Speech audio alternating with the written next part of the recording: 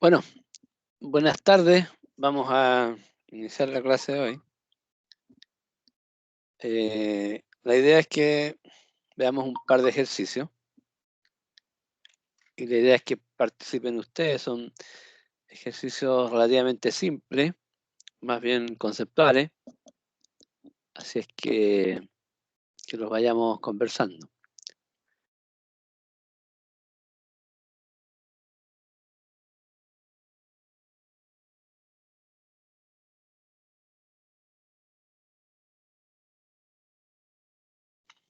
Bueno, este primer ejemplo, ejercicio, es un dispositivo experimental para determinar el coeficiente de transferencia de calor por convección en un canal. Este sería el canal, ¿no es cierto? Que hay un fluido y que pasa con una cierta velocidad. Entonces, después vamos a ver cómo generamos esos valores del coeficiente de transferencia de calor, y una de las formas es esta.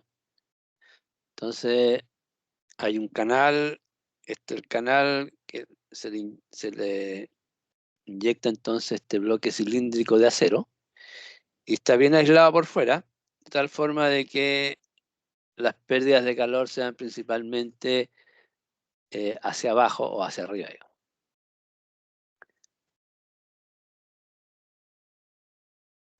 Tanto por superficie.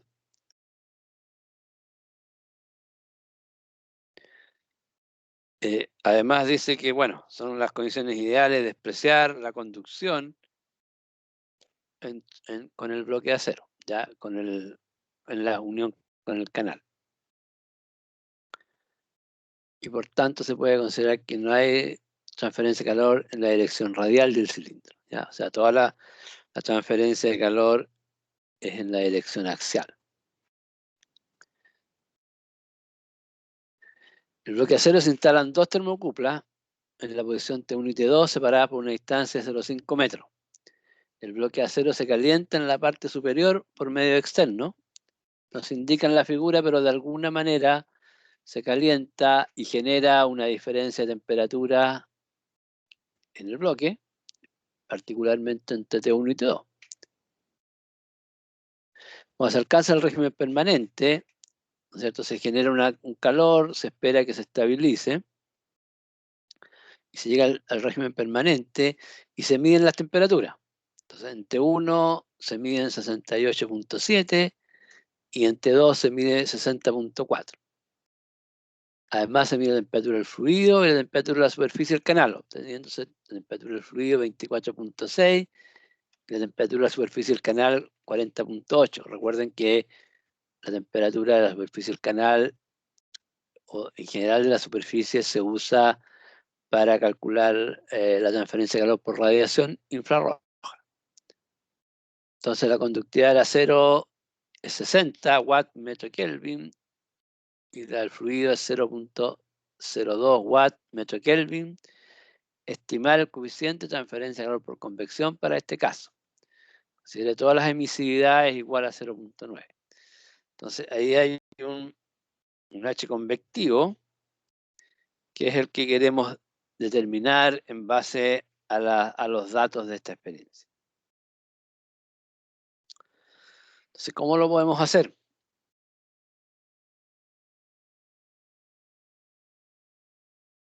¿Qué balance podemos plantear acá?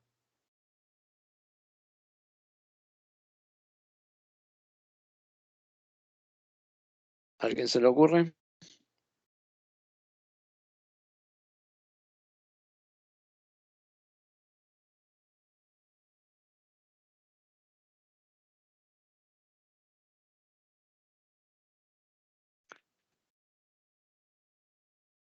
Uno siempre tiene que pensar en los datos que tiene y en lo que quiere.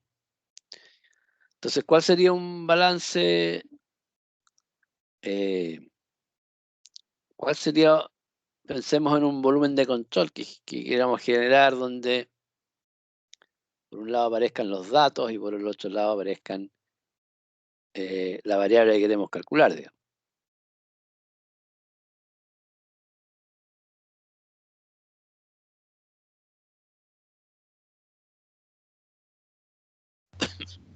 Uno que encierre el bloque de cilindro. ¿Pero completo? A la mitad, por ejemplo. ¿O a la mitad o a T1? A T1. Claro, porque si siempre tienen que ver, por ejemplo, la condición de borde que tenemos aquí, el dato conocido es T1. Si nos metemos más arriba, la verdad es que no sabemos lo que pasa. Por lo tanto, no es una buena idea. Entonces, tendríamos que definir aquí un volumen de control donde aparezca T1 y T2, ¿cierto? Y podemos, como ya hemos dicho, podemos poner un pelito más abajo. Bueno, en realidad aquí no viene el caso. A veces cuando tenemos convección, acá podemos poner un pelito más abajo, pero acá siempre va a ser conducción. Entonces, ¿cuál sería el balance de energía de ese volumen de control?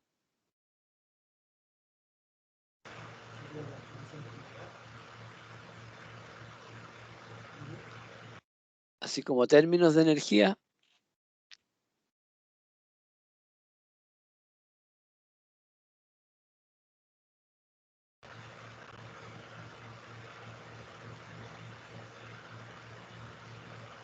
Veamos primero así expresado en variables generales. O sea, aquí tenemos cuáles son los calores que atraviesan el volumen de control.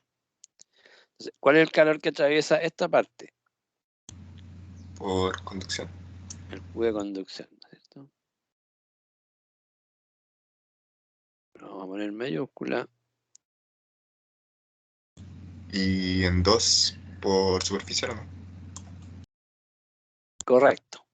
Y por acá tenemos un Q superficial que lo vamos a separar porque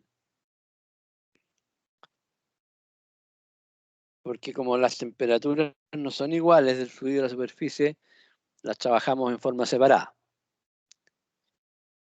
Y por acá, ¿qué tenemos? Por los bordes. Radiación, ¿no? Solamente, ¿o no? No, pues, por aquí. ¿Por qué por radiación? Es que pensando en lo mismo que vimos en las clases, que uno está en una dirección y, por ejemplo, en la de la aleta salía por radiación perpendicular a la aleta.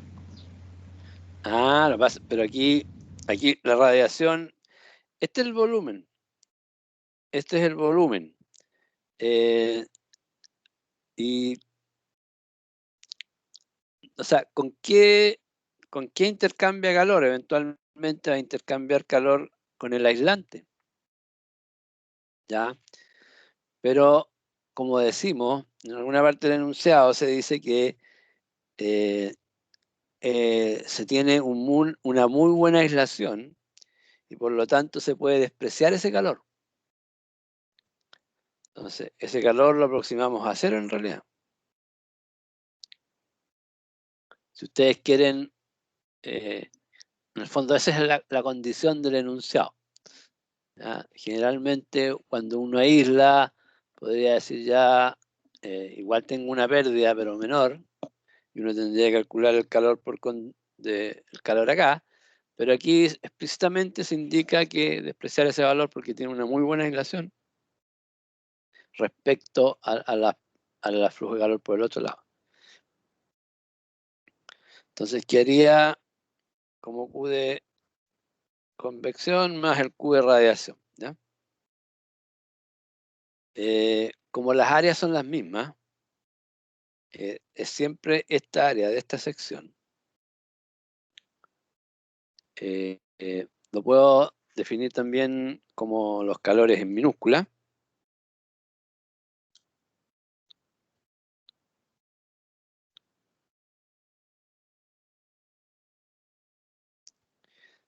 Y aunque ustedes no lo crean, esta es la parte más difícil de resolver el problema. ¿Ya?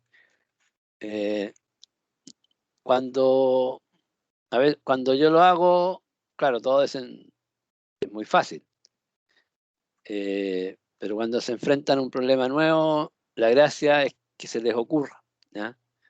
Entonces no piensen que esto es demasiado fácil, porque cuando yo lo digo, cualquiera lo dice, parece obvio, pero cuando uno tiene que ocurrir se le cambia la cosa, ¿no? Entonces, en general, les propongo que uno resolvamos esto, y ahora lo que hacemos por ordenamiento, este es el ordenamiento propuesto, le ponemos cuál es la ecuación de cada término ahora, que pusimos en valor general los Q, y ahora pongamos la ecuación de cada término. Esto ya es más mecánico. Entonces el cubo conducción sería el delta T, que en este caso sería T1 menos T2, dividido por la resistencia, que sería E partido por K. Y eso es igual al calor por convección. ¿Cuál sería el calor por convección? Sería el H convectivo por la diferencia de temperatura entre el T2, en este caso, y el fluido.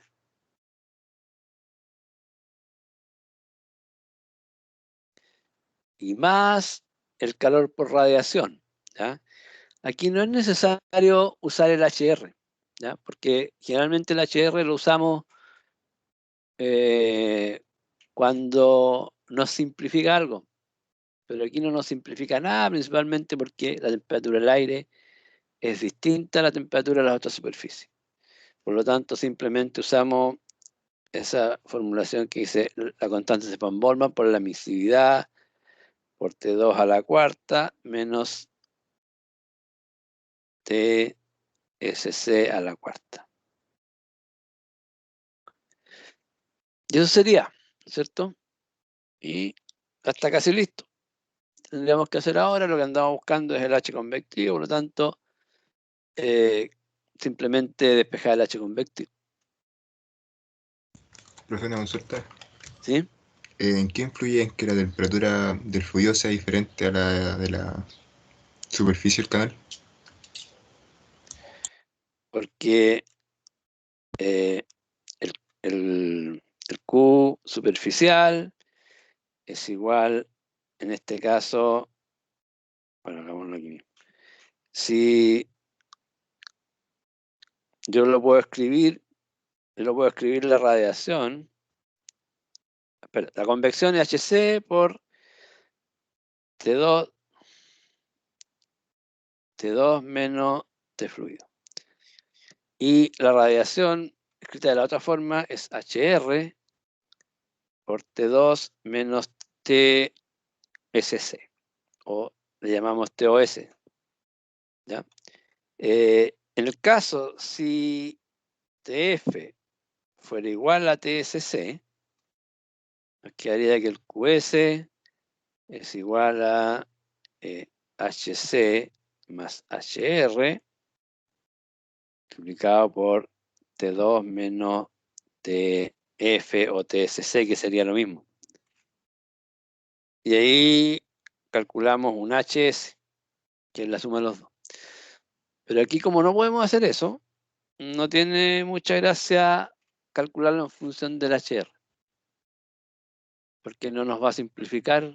Bueno, no nos va a simplificar porque el HR igual es 4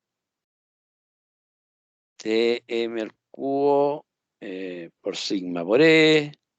Por lo tanto, igual tienen que darse una temperatura.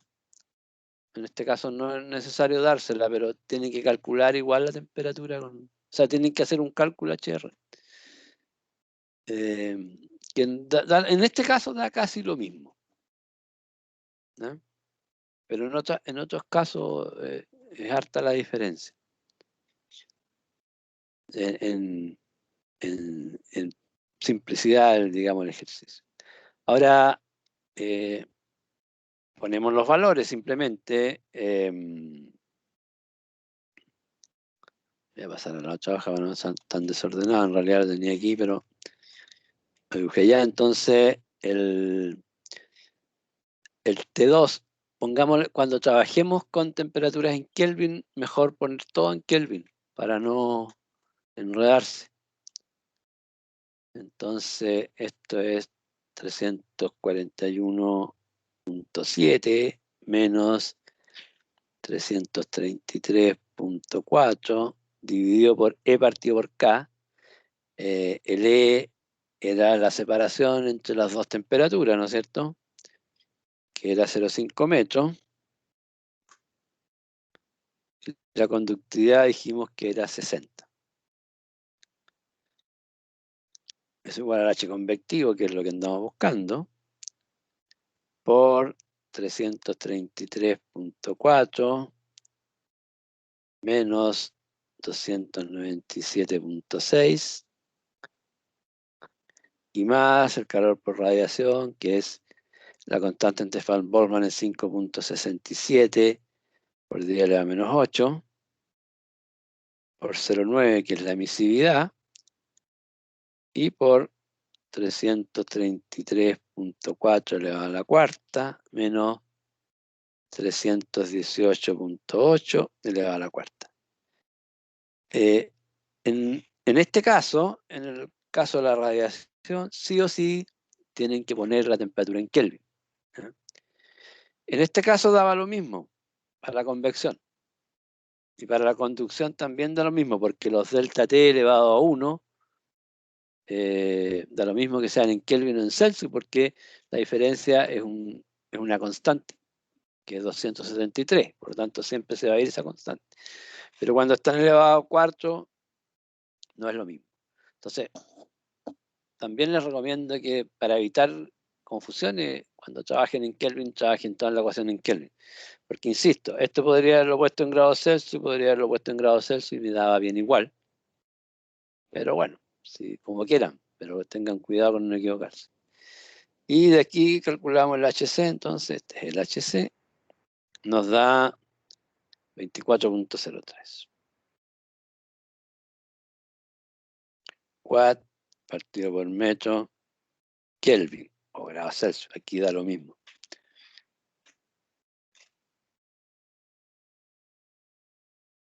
¿De acuerdo?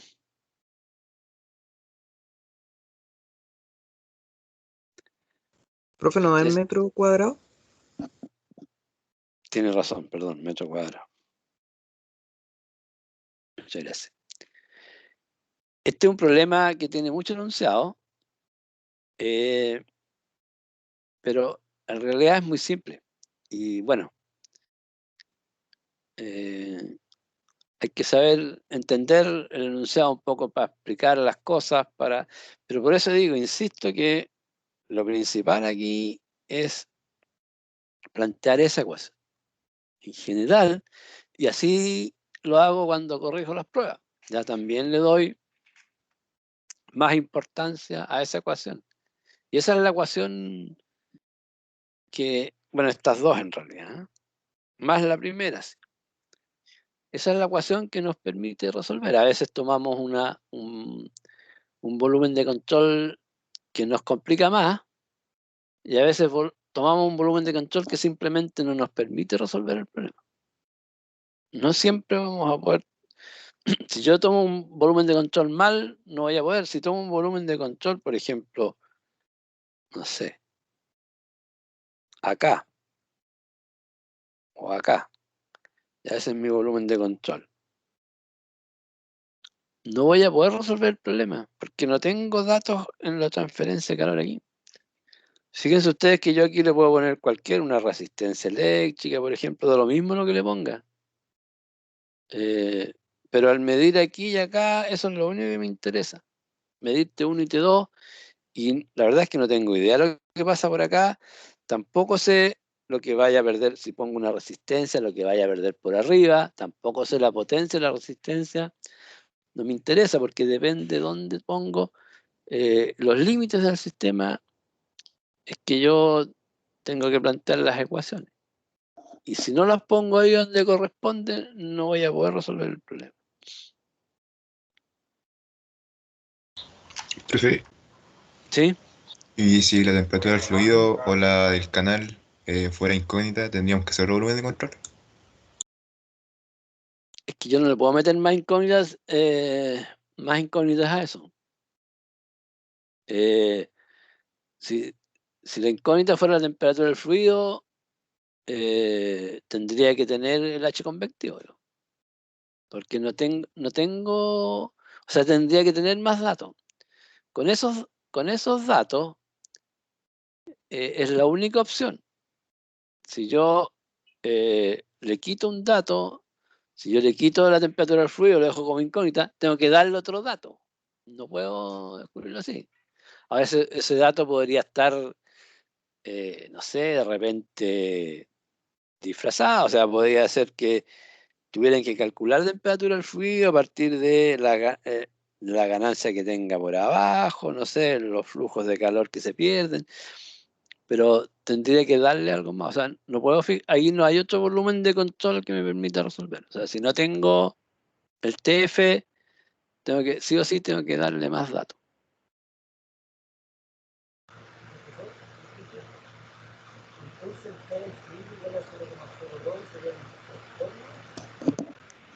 Ahí están preguntando porque no se escucha Superman.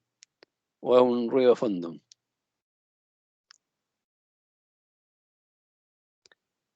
Era un compañero, pero no se le escucha mucho. Era ruido de fondo ese, ¿no? Porque podría ponerlo como texto.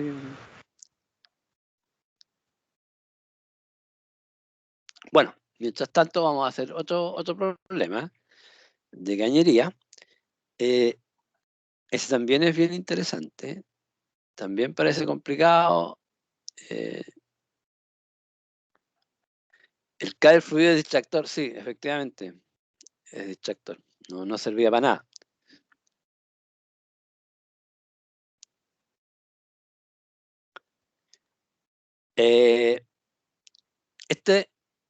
Imagínense que tenemos una cañería con vapor saturado a 120 grados Celsius.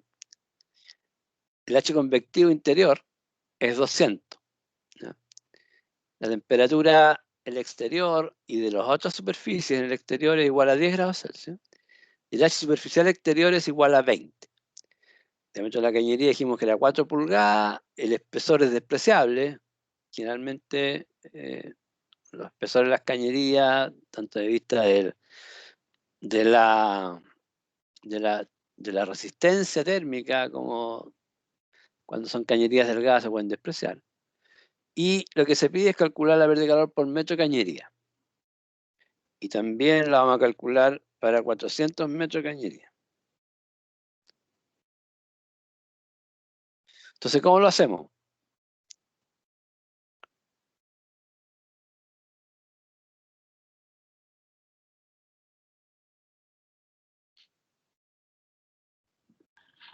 Ahí todo el diámetro de la cañería sería nuestro volumen de control. Sí, sí. Pero el diámetro... ¿el diámetro o la pura cáscara de la cañería? Se estudia como una placa, ¿o no? Si fuera una placa plana. Podría ser. Podría ser. Calculémonos con una placa plana, entonces. Tendríamos una placa. ¿Y cuál sería el volumen de control?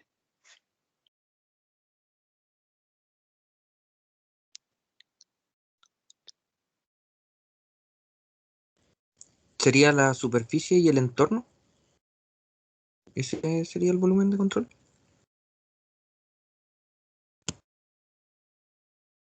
O sea, la superficie, ¿cierto? A eso se refiere, ¿cierto? Ese sería el volumen de control. ¿Qué es lo que tengo ahí? ¿Cuáles son los calores que tengo?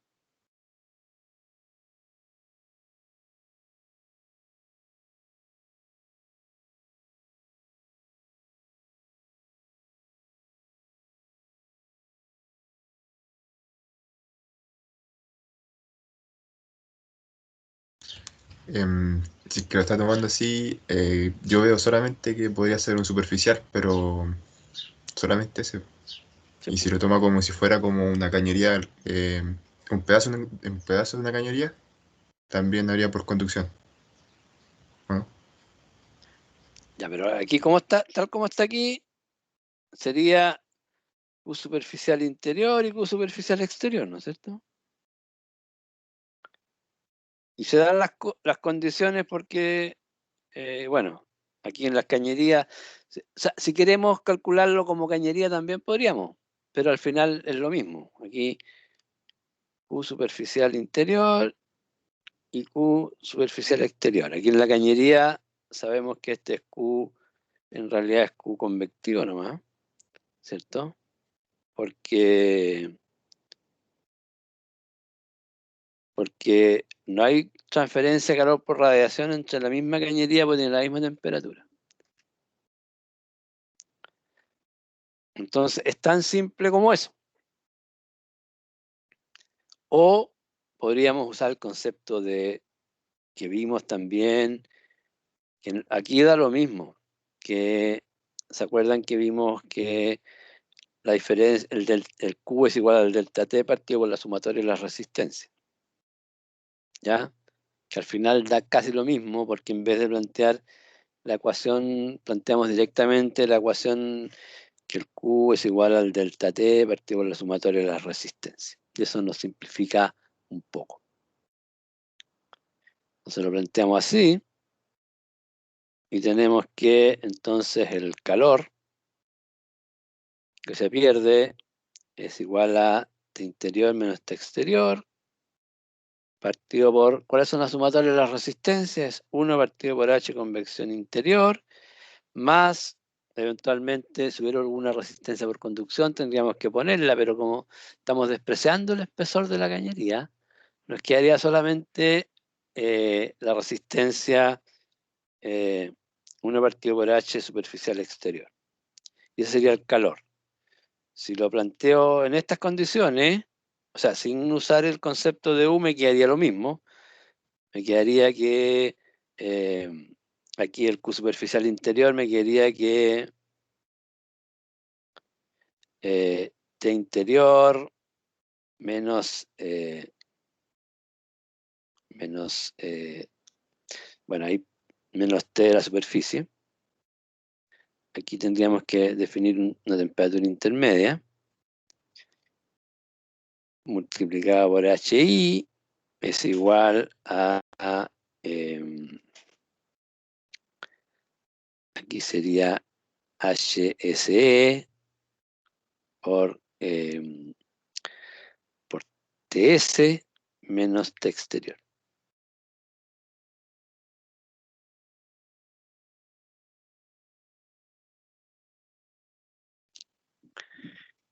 Y eso es igual a Q. Y despejando TS me quedaría lo mismo que acá arriba. ¿Ya? Entonces, esas cosas uno tiene que usarlas cuando puede, porque en vez de tener que resolver este sistema ya tenemos la solución lista. Entonces tenemos que ponerle los valores, ¿no? Entonces aquí sería 120 menos 10 partido por 1 por 200 más 1 partido por 20. Eso nos da un calor de 2000. 2000 watts partido por metro cuadrado.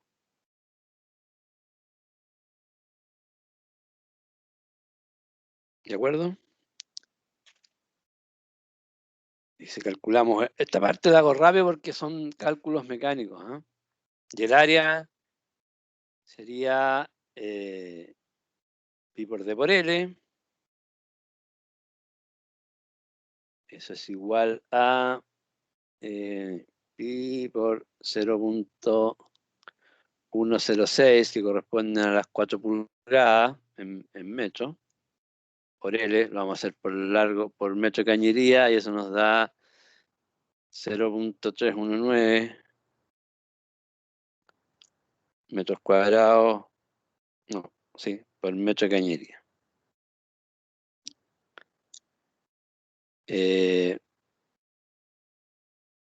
Si queremos calcular para los 400 metros, eso nos da,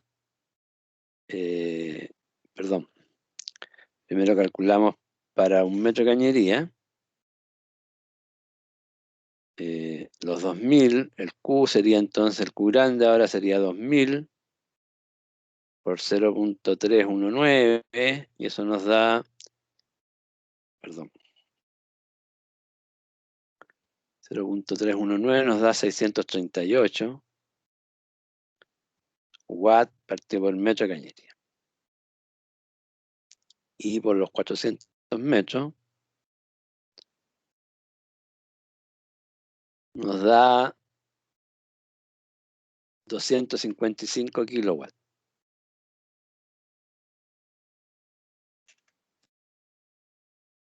¿Saben ustedes qué significa esa pérdida de calor en una cañería? Pensemos, por ejemplo, en que ¿cuánto vale el kilowatt? Más o menos, supongamos un valor de 50 pesos el kilowatt de energía. El kilowatt hora, perdón. Eso por hora, la cañería, entonces el costo de la pérdida de calor por la cañería por hora es de 12.750 pesos. Y si eso lo multiplico por los 365 días del año por las 24 horas, me da un costo total de 111 millones de pesos.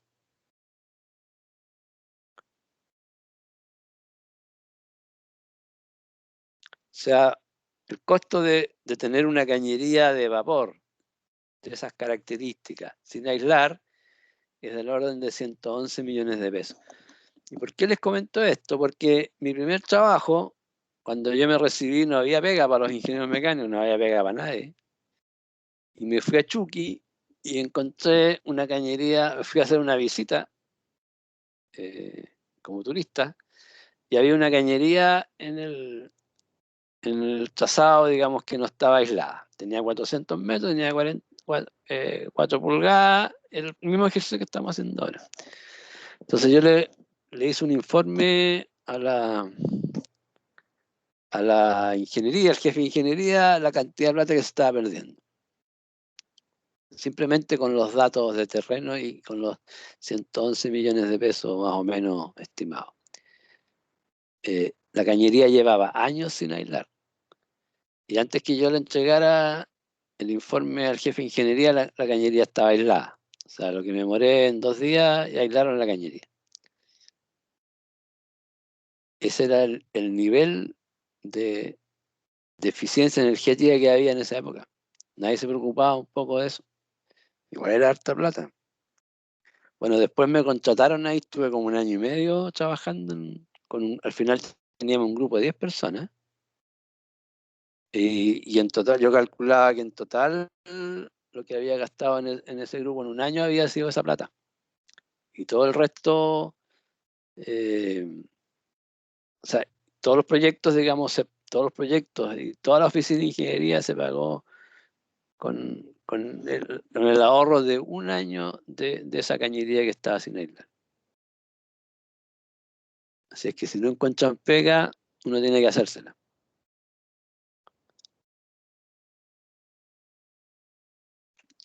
Bueno, ¿qué hacemos entonces?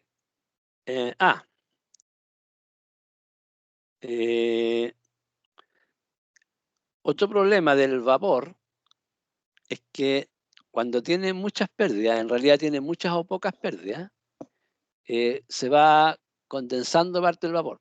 Si el vapor sale saturado, después se va generando condensación y sale un vapor húmedo.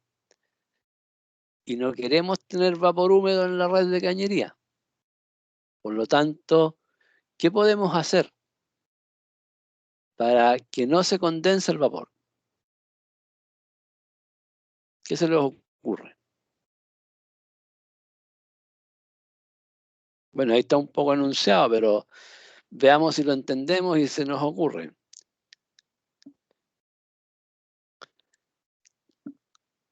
¿qué hacemos? ¿Podemos aislar la cañería? ¿Será suficiente?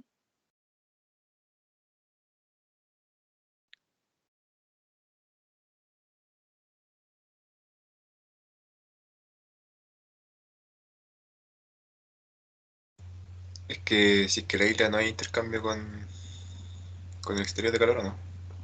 Ya, pero el ejercicio anterior era así como ideal. Ahora estamos en la realidad.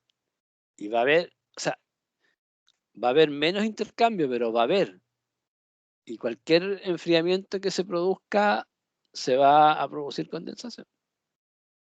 Ahora, tampoco fue tan genial, voy a dejar en claro, porque en realidad no fue tan genial mi participación, porque le fui a pedir pega al jefe de ingeniería y le dije, me dijo, no hay pega, pero mira, hay una cañería que está sin aislar y no me quieren dar la plata para aislarla, así que haz como que estás de visita y haz un informe y ahí vemos qué podemos hacer. ¿Eh? Tampoco fue tan genial que en una visita sin el bus me haya percatado ese tema, pero es un hecho, digamos, de que en la práctica se daba. Ahora estamos en un problema real, digamos, y no queremos que cualquier pérdida de calor, o sea, yo puedo tener más aislación, evidentemente voy a gastar menos plata, pero en 400 metros igual voy a tener mucha condensación. Y eso complica por varias cosas, digamos. Hay que poner trampas de vapor, se pierde energía, sobre todo las trampas de vapor, se va acumulando agua abajo, si la cañería no tiene la pendiente, se complica. Entonces, ¿qué opción tenemos ahí? Una, aislarla, y con eso resolvemos una parte importante, pero además, ¿qué tendríamos que hacer? Si ustedes se fijan ahí, dice hacer un trazado de vapor. ¿Qué es el trazado de vapor? El trazado de vapor es poner, por ejemplo, si yo aquí tengo una pérdida, si yo aquí tengo una pérdida de 10 watts o 100 watts,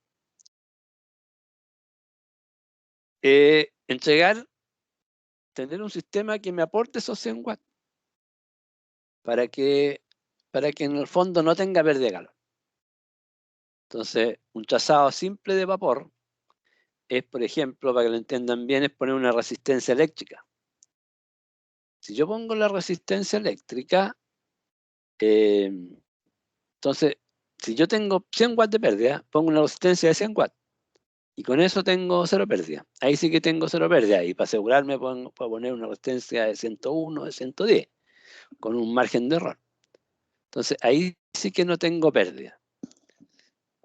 Puede ser una resistencia eléctrica, así como una manta que se envuelve, digamos, en el tubo.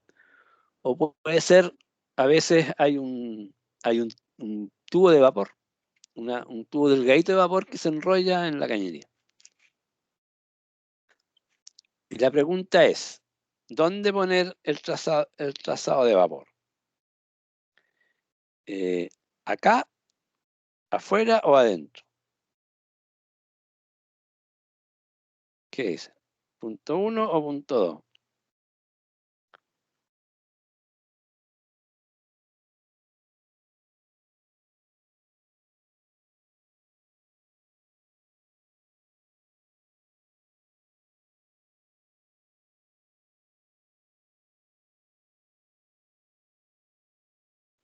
Profe, si la pusiéramos por fuera, ¿se perdería calor desde la resistencia al ambiente, ¿no? Sí, exactamente. Exactamente. Se pone por dentro porque si no pierdo todo el calor del ambiente. Efectivamente. Eh, entonces se pone por dentro, ¿ya? Y se aprovecha el aislante. Entonces lo que se hace es poner vamos a hacerlo en forma simple, digamos, como que se pone una manta de una resistencia eléctrica y, eso hace que compensar exactamente las pérdidas. Entonces, ¿cuál sería la energía que perdería ahí?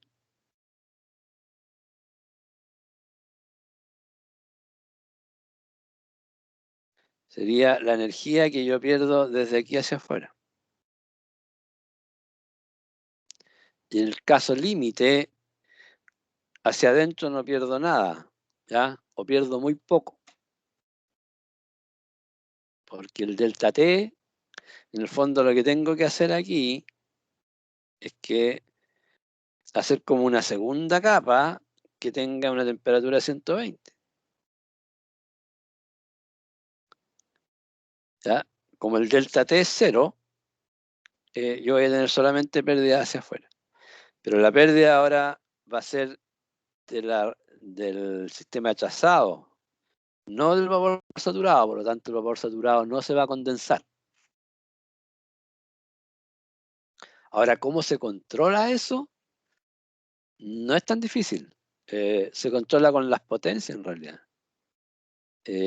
Porque es difícil poner un sistema, una resistencia eléctrica que me dé exactamente los 120. Y si me paso en 1 grado, la pérdida de calor puede ser mucha porque la resistencia entre aquí y aquí es casi nada. La resistencia hacia afuera es alta, pero hacia adentro es nada. Pero lo mismo hace, o sea, si yo calculo que necesito 100 watts, bueno, hago una resistencia de 110. Y yo sé que no voy a perder más que eso. No busco controlar la temperatura, sino que diseño la resistencia para suplir exactamente el calor que estoy perdiendo. Entonces lo que tengo que hacer es calcular la pérdida de calor en un cilindro donde la temperatura interior es 120 y no tengo pérdida de calor hacia adentro y la temperatura exterior es la que se da acá. ¿De acuerdo?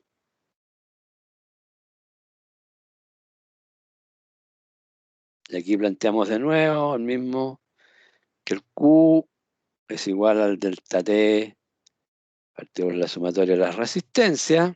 De nuevo podemos hacer lo mismo porque las temperaturas estos son iguales. Y nos queda entonces la sumatoria de resistencia, ¿cuánto es? Sería la resistencia por conducción más la resistencia superficial. Y puesto en coordenadas cilíndricas ahora, es el R de referencia partido por K más, perdón, por logaritmo natural de R2 partido por R1 más R de referencia partido por R exterior por 1 partido por HC. Esa es la forma de calcular en coordenadas cilíndricas, ¿ya? Entonces yo tengo que elegir una radio de referencia. Aquí voy a elegir, ¿cuál elegí? El radio exterior.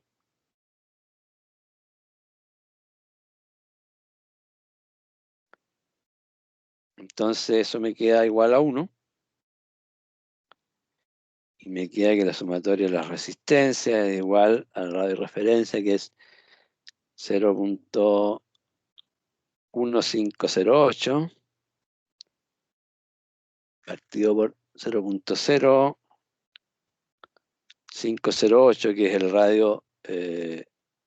radio, son las 2 pulgadas del radio interior, multiplicado por el logaritmo natural de 0.1508 dividido por 0.0508 más 1 partido por HC, que es 0.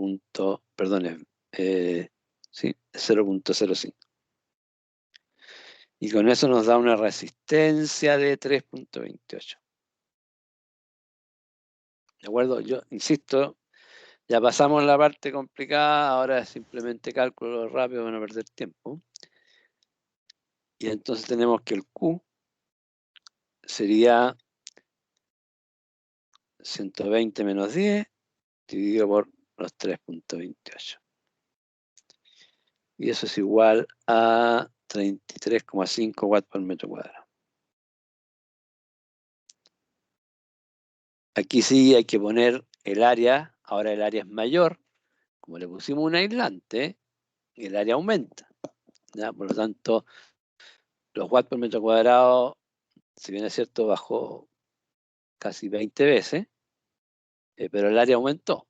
Entonces, el Q grande sería igual ahora, tengo que multiplicarlo por el área de referencia.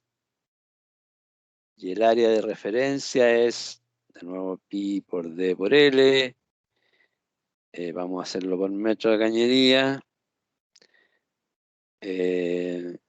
Entonces eso nos da 0.947. O sea, el área igual subió bastante porque le agregué un espesor mayor, digamos. Y con eso nos da un Q grande ahora de 33.5 por 0.947 y eso da 31.7 por metro de cañería. Entonces, como ven, igual bajamos bastante, bajamos, bueno, aquí bajamos 20 veces.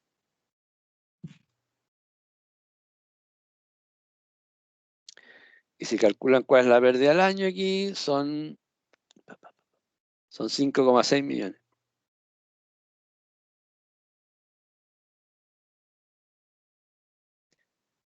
Pensando en que hago un trazado con vapor, ¿no? 5,6 millones en vez de los 111 millones y además se evita el problema del condensado en el vapor.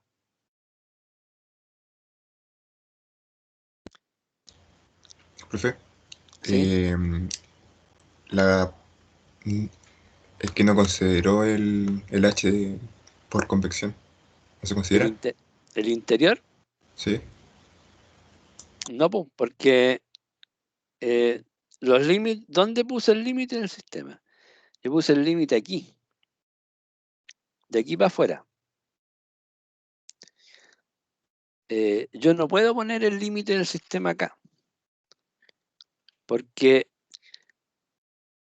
primero no me resuelve el problema. Segundo, porque como aquí hay un calor que estoy generando, entonces dijimos que uno podría escribir ese que era el U por el delta T o el delta T partido por la sumatoria de todas las resistencias, es en ciertas condiciones.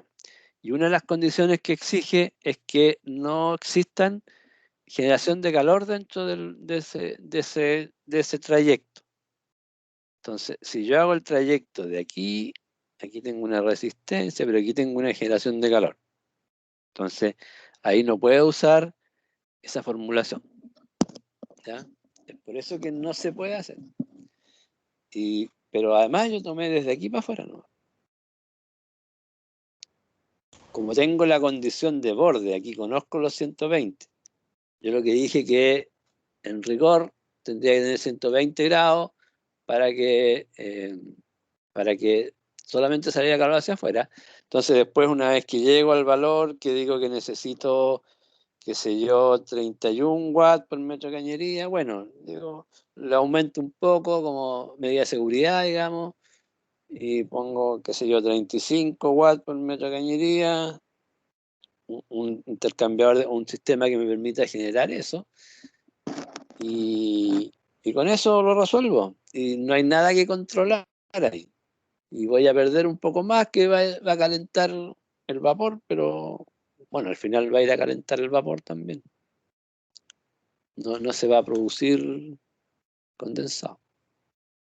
Y otra consulta, profe, el D que utiliza para el área de referencia, ¿cuál sería el valor? ¿De quién? ¿Del diámetro? Sí, que utiliza para el área de referencia. Las 4 pulgadas son como 0,1 metro. Pero, Espérate, No, tienes razón. Espérate. No. Las 4 pulgadas es 0,1 metro, pero como radio es 0,05. Más los No es la 0,1 mitad metros. No, po. la mitad del espesor, ¿o no? No, pues todo el espesor. Po. Porque esto vale. Esto es la mitad del diámetro. Esto vale 0,05. Pero esto es todo el espesor. Pues, sí. Claro. Ya, entiendo. Ahí Gracias. salen los 0,15. Es buena esa pregunta porque a veces se confunden. No es que no entiendan, pero se equivocan. En vez de poner el radio, ponen los diámetros. Y el espesor se suma al radio.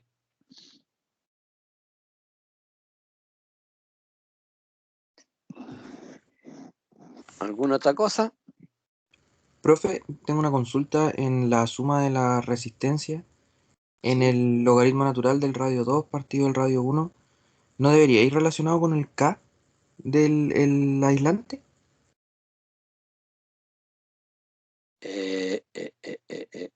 Sí, tienes razón. Tienes razón.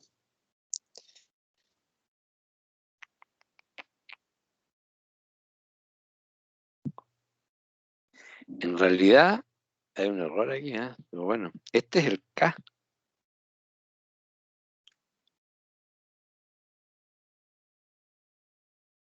Tienes toda la razón. Pero es que era el mismo valor en realidad. El K igual a 0,05 también. Pero es R partido por K. Tienes razón. Es que lo había visto como parecía una K. O sea, parecía una R. Es Pensé que que no es era para. radio de Es que, referencia. es que me equivoqué, pues, porque si le puse Ah, 0,0508, que ese era el radio interior. Pero es el mismo número casi, pero el K, claro, evidentemente tiene otras unidades y otros sentidos. O sea, los números del ejercicio también, pero efectivamente aquí le había puesto R en vez de K, que numéricamente, por suerte, para no hacerlo todo nuevo, son los mismos. Igual me hubiera dado cuenta si no hubieran dado los valores. Ese es el peligro también de confiarse. Pero efectivamente tienes razón, ese es el K. Muchas gracias por el comentario.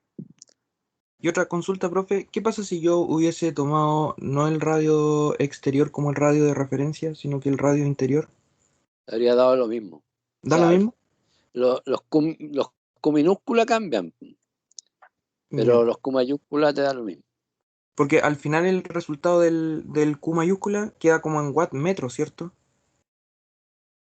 El resultado en Q mayúscula, o sea, porque lo que pasa es que aquí yo dije el área es igual a pi por d por L. Y dije voy a calcularlo para 1 metro de cañería. Por eso que queda en watt por metro. Pero después si lo multiplico por los 400 metros te queda en watt. Si yo hubiera puesto aquí en vez de 1, 400, me habría quedado directamente en watt. Ahora yo hice la pasada, digamos, por watt por metro de cañería, pero eso lo multiplico por 400 y tengo la pérdida total de todo el tramo de cañería. Y eso sería en watt directamente. Profesor, ¿Sí? el diámetro ahí sería no 0,05, sería las 4 pulgadas. ¿A dónde? En la parte superior derecha, donde está el diámetro de la cañería, igual las 4 pulgadas. Diámetro de la cañería son 4 pulgadas, 0,1 metro. Sí, po. De Pero aquí abajo. uso el radio, pero aquí abajo uso el radio, po. Aquí son los radios. Ah, R2 partido por R1. Ah, sí tenía el K, si me enredé ahora. Aquí estaba el K. Aquí son los radios. sí, que le Si había le puesto, ponen. ¿Ah? parece que le había puesto arriba igual abajito el 0,1. Y No sé dónde. A ver. Este 4 pulgadas es 0,1 metro. Más 0,1. Esto está malo, pues. Esto lo corregí después, pero no lo borré. Ah, ya, vale. Ya. Eso era claro. Lo escribí primero, después me di cuenta que estaba malo, lo corregí abajo, pero no lo borré arriba. Lo seguí explicando acá y después no lo borré ahí. Eso es por tener tanta raya, pero bueno. ¿Se entiende, supongo? Ahora se entendió por lo menos. Profe, ¿y lo de la resistencia va solamente a lo que estoy considerando dentro de un volumen de control, por así decirlo? En la resistencia sale más fácil no hablar de volumen de control. Es decir, yo tomo dos temperaturas y incluyo, entonces tengo, cuando uso digo que el Q es igual al A por delta T partido por la sumatoria de las resistencias. Entonces lo que tengo que hacer yo es buscar las dos temperaturas y considero todas las resistencias que hay entre esas dos temperaturas.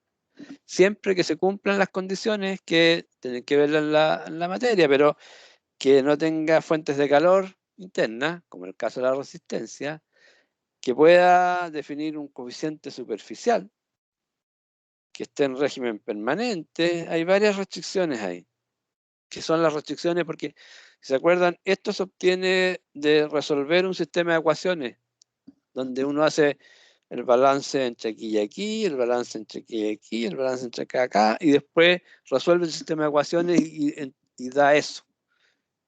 Se eliminan todas las temperaturas interiores. Entonces, eso tienen que tener cuidado de cumplir con las restricciones que aparecen en la teoría. Aquí no se podía hacer completo, primero porque no era el tema del ejercicio, y segundo porque había una fuente de calor ahí. Gracias. ¿Ya?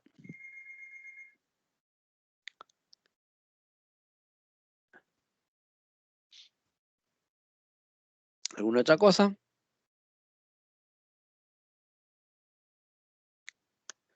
Bueno, les recomiendo que hagan de estos ejercicios. Los ejercicios de los test han estado súper fáciles, principalmente porque es difícil cuando uno hace un problema como esto, como los que seguramente van a encontrar en el certamen. Generalmente la experiencia demuestra que casi nadie tiene el resultado correcto. O sea, un porcentaje 30% tendrá el resultado correcto y el resto no tiene 0 puntos. O sea, hay que ver en qué se equivocó, digamos. Por eso los tests son cálculos bien precisos, donde tienen que hacer poco cálculo. Pero para el certamen y para la vida les recomiendo que resuelvan ejercicios más complejos, porque esos son los importantes y después en los certámenes eso es lo que vamos a evaluar. Bien, dejamos hasta acá entonces, nos vemos el miércoles. Chao, profe. Chao, que estén bien.